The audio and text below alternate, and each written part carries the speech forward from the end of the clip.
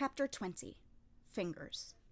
Upon returning to the Jade Pavilion, Mau Mau found herself subjected to scrupulous nursing.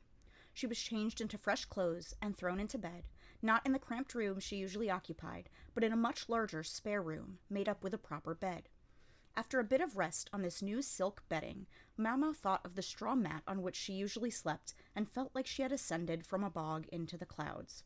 "I've taken medicine, and there's nothing wrong with me physically," she protested. By medicine, she meant the emetic, but there was no need to say that. "Don't be ridiculous. You should have seen the minister who ate that food.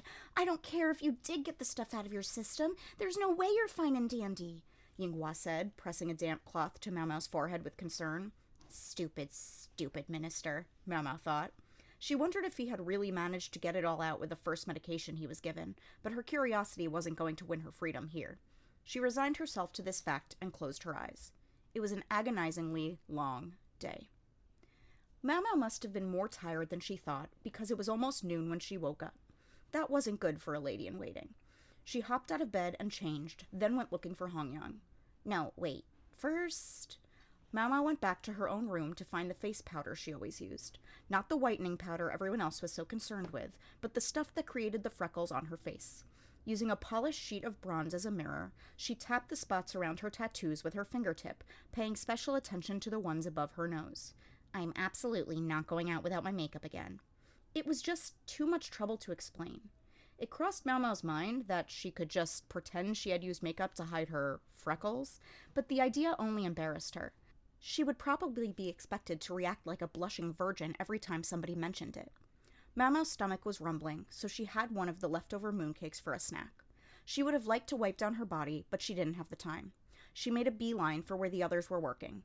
Hongyang was with Consort Gyokyo, watching over Princess Lingli. She hardly looked away from the rather mobile young lady, moving her so that she stayed on the carpet, or supporting chairs so they wouldn't fall as the princess used them to try to stand up. She seemed quite precocious. "My sincere apologies for oversleeping," Mau Mau said with a bow. "Oversleeping? You should have taken the day off." Gyokyo put a hand on Mau Mau's cheek, looking worried. "Hardly, milady. If you have need for me, please call," Mau Mau said, but she knew full well that she was rarely given any serious work to do, and would probably be left alone. "Your freckles," Gyokyo said, fixing immediately on the one thing Mau Mau least wanted her to notice. "I feel much better with them, if milady doesn't mind." "Yes, of course," Gyokyo said, letting the matter go much more readily than Mau Mau had expected. Mau Mau gave her a probing look, but Gyokyo said, "Absolutely everyone wanted to know who that lady-in-waiting of mine was. I thought the questions would never end." "My apologies." Mau Mau suspected people didn't look favorably on a serving girl who declared the presence of poison and then simply left the banquet of her own volition. Privately, she had even fretted over whether she would be punished for it, and she was relieved to discover no reprimand was forthcoming. "At least with those freckles, people won't recognize you right away. That might be for the best." Mau Mau had thought she'd been more subtle than that, but maybe she was wrong. Where had her mistake been? "Oh, and something else. Gaoshun came by this morning looking for you. Will you see him? He looked like he had time on his hands, so I set him to weeding outside." "Weeding?" True, it was the Emperor's favorite consort dispensing the task, but then Gaoshun was no serving girl. Or perhaps he had taken on the job voluntarily. Mau Mau had the impression Gaoshun ranked reasonably high in the hierarchy, but he also seemed something of a soft touch. She could see any number of ladies-in-waiting falling hard for him. She especially had the sense that Hongyang's eyes lit up when Gaoshun was around. The chief lady-in-waiting was 30 or so, and despite her good looks, her considerable competence had the side effect of scaring off potential suitors. "Might we borrow the sitting room?" Mau Mau asked. "You may. I'll have him summoned immediately," Gyokyo said, taking the princess from Hongyang, who left to go call Gaoshun. Mau Mau had been just about to follow her, but Gyokyo stopped her with a hand and directed her to the sitting room instead. "Master Jinchi sends this, with his regards," Gaoshun said promptly when he entered the room. He placed a cloth-wrapped package on the table. Mau Mau opened it to discover a silver bowl full of soup. Not the stuff Mau Mau had sampled, but the dish from which Consort Gyokyo had been about to eat. He had refused her yesterday, but in the end, had been kind enough to provide it. He was being polite, but this was also, Mau Mau surmised, an order to investigate. "Please don't eat it," Gaoshun said with a distinct look of concern. "Perish the thought," Mau Mau replied, "but only because silver promotes rotting." Oxidized food was never tasty.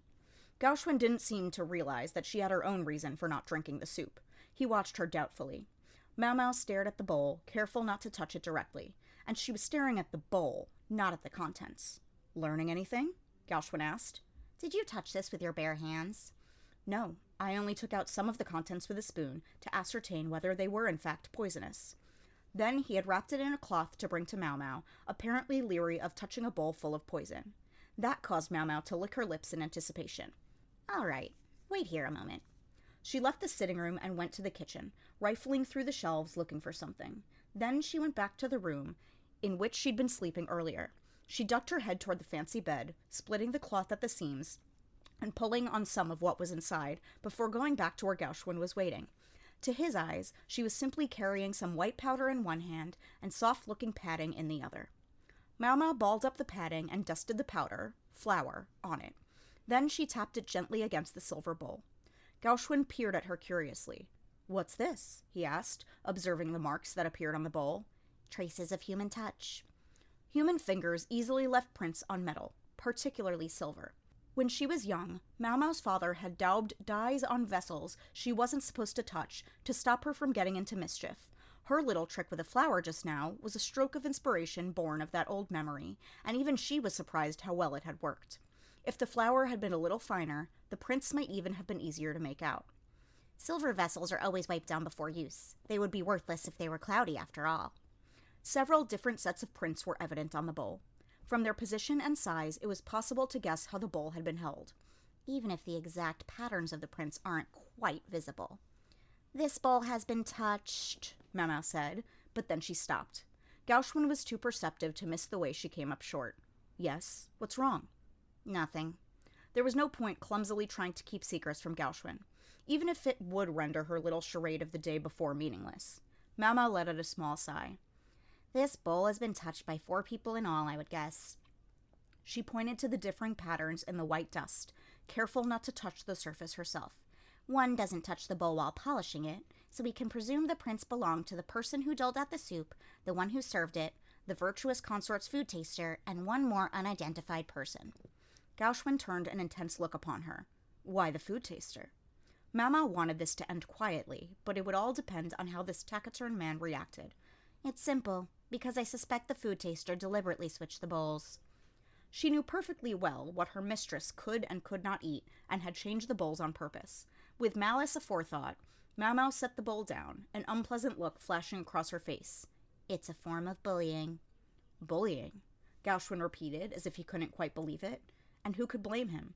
For a lady-in-waiting to do such a thing to a high-ranking consort was unthinkable. Impossible. I see you aren't certain, Mau Mau said.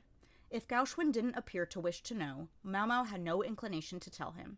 She didn't like to speak from assumptions, after all. But she might have to if she was to explain why the fingerprints of the lady-in-waiting were on this bowl. Mau Mau decided it would be better to give her honest opinion than to make any half-baked attempts to throw Gauchwin off the scent. Would you let me in on what you're thinking? Gauchwin asked, his arms crossed as he studied her. Very well, sir. Please understand that this is ultimately just speculation on my part. That's fine. To begin with, consider the unusual situation of Consort Lishu. She had become the concubine of the previous emperor while still very young, and soon found herself becoming a nun when he died. Many women, especially the rich ones, were taught that it was their wifely duty to commit themselves totally, body and spirit, to their husbands. Though she may have understood the political reasoning, Lishu must have found it appallingly unvirtuous to be married to the son of her former spouse. Did you see what Consort Lishu was wearing at the garden party? Mau Mau asked. The virtuous consort had been attired in a gaudy pink dress that seemed well above her station. Gauchwin said nothing, suggesting her reputation was poor in the circles he ran in. It was someone gauche, shall we say? Mau Mau offered. But Consort Lishu's attendants, for their part, had all been wearing clothes that were mostly white. In any normal situation, the ladies-in-waiting would have collectively convinced their mistress to wear something more prudent, or else they would have coordinated their outfits with hers. Instead, what they did made Consort Lishu look like a clown. A lady-in-waiting was there to support her mistress. This was something Hongyang had drilled into Consort Gyokyo's other women. Yinghua had said something similar during the banquet. Something about wearing subdued clothing to make their mistress stand out all the more.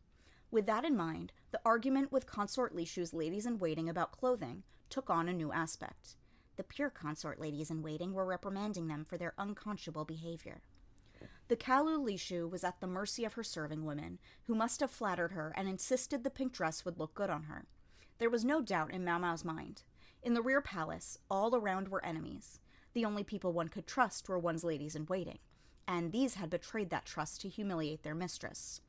And you believe they further switched the food purely in order to make Consort Lishu's life more difficult? Gauchwin asked tentatively.